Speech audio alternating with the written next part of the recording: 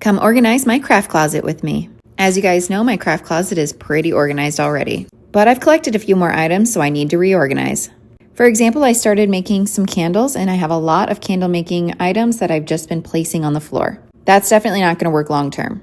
And also, as you guys know, these two containers here are not working for me. I'm also considering getting rid of the gnome garden items since we haven't been using them. And don't get me started on the to be put away bag. It needs to be put away. But that's going to be another day. Today, we're going to focus on this container. If you've been here long, you know the wood container's working out really well for me, as well as the pom-poms. The charms and miscellaneous, however, not so great. The charms specifically are all small, and these sections kind of slide up and down, and the charms move into the other areas. You guys have suggested gluing them down, but honestly, they're kind of hard to dig through as well. So I decided that I was going to buy some new containers and then resort all of this, getting rid of anything I don't need. The containers I decided to land on were the ones that I currently use for my earrings. I get asked all the time where I get them. I get them from Amazon, and it is on my organization list if you look for it. I believe I ended up having 32 little containers that I could sort with. So at the beginning, I was being very picky about making sure that each container was very specific. For instance, I had magnets, and then I had magnet strips. I have a lot of magnets. Not only do I make magnets for my magnet gallery, but I also like to have them just for any kind of crafts.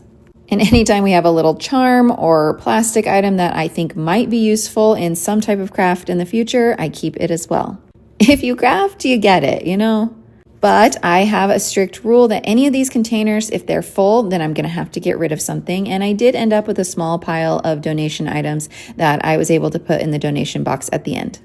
This is again another time that I'm reminded that I should probably junk journal because look at all these treasures that I have. It became very obvious while I was sorting what my items were versus my kids' items or what I might use more often. So this first container are my items, including the gold chains I use for frames and other crafts, pins, lanyard hooks, screw covers, my regular magnets, the gold rings I use for gift wrapping, white rings that I can use for gift wrapping, other cheaper or silver chains, small bows, magnet strips, jewelry pieces, small bells, and some metal scraps. I also decided to label those because they're very cut and dry categories and I will access them most. All these others I kind of categorized, but I really didn't know what to name most of them. But like I said, they're going to be mostly used by my kids. You can see through it though, so you know where to dig. I kept the bigger craft items in one of these pink containers. I named it Buckles, Stems, and Miscellaneous. I'll stack the new containers on top of those, and I think I'm going to like it a lot more. Make sure you come back to see the rest of the reorganization. And part 2 of my thrifting video will be posted tomorrow.